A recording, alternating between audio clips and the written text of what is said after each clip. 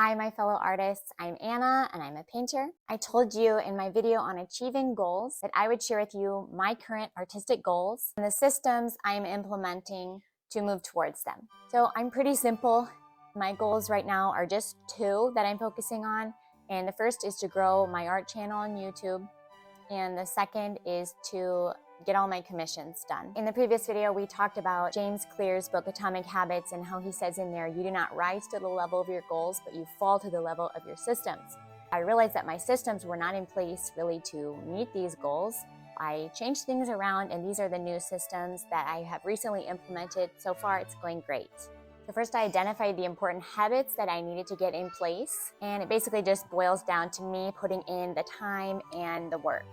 So I had to figure out, when am I going to do that? I'm a stay-at-home mom. My husband and I have 6 young kids, and I homeschool them. And my day with the kids starts typically around 6:30 and ends at 8:30 p.m.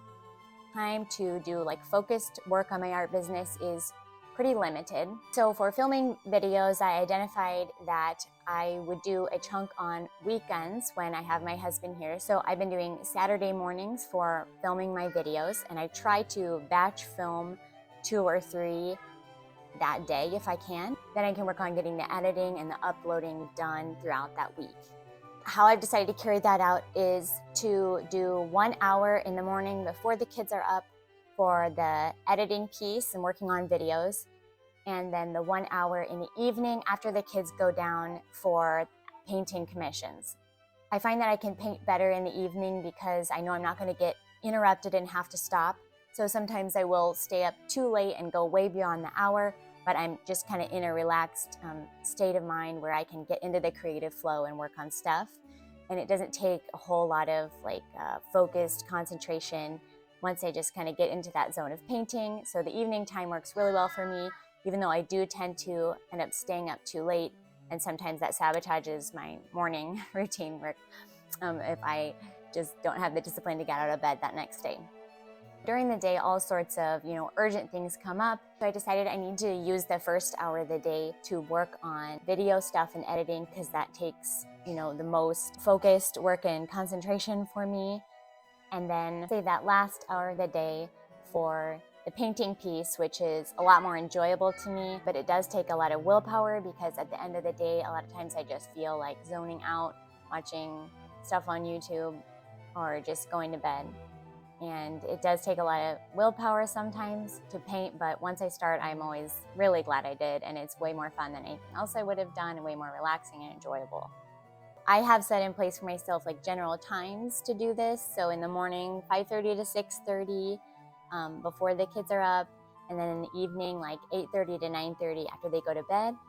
But I'm not rigid on this, so some mornings if I don't get up early enough, or if bedtimes go later and then in the evening, my backup plan is just to shift my whole day a little bit later. So instead of starting at 5:30, if I didn't get up until the kids at 6:30, then as soon as I get them going on breakfast and school, I'll then see if I can get my computer out and do some of the editing later on in the morning.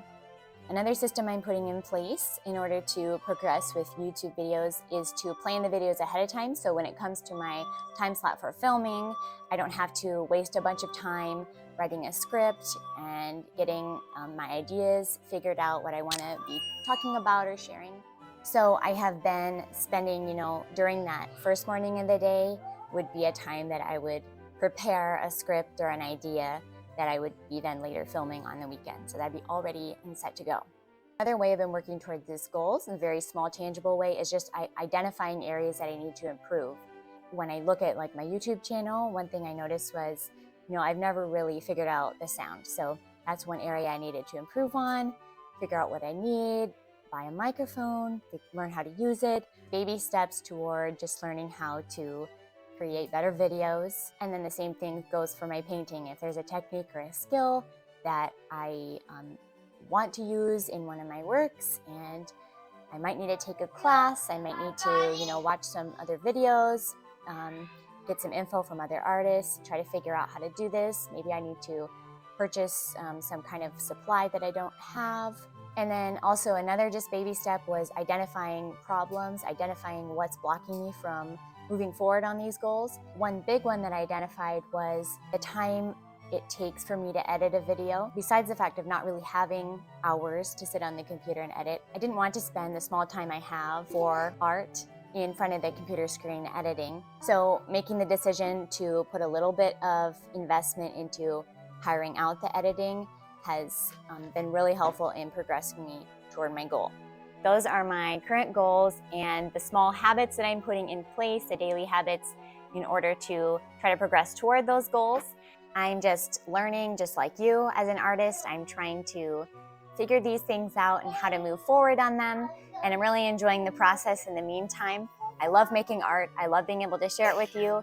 And I'm really thankful that you took some time to watch this video. I'd love to hear your thoughts if you want to leave a comment for me down below.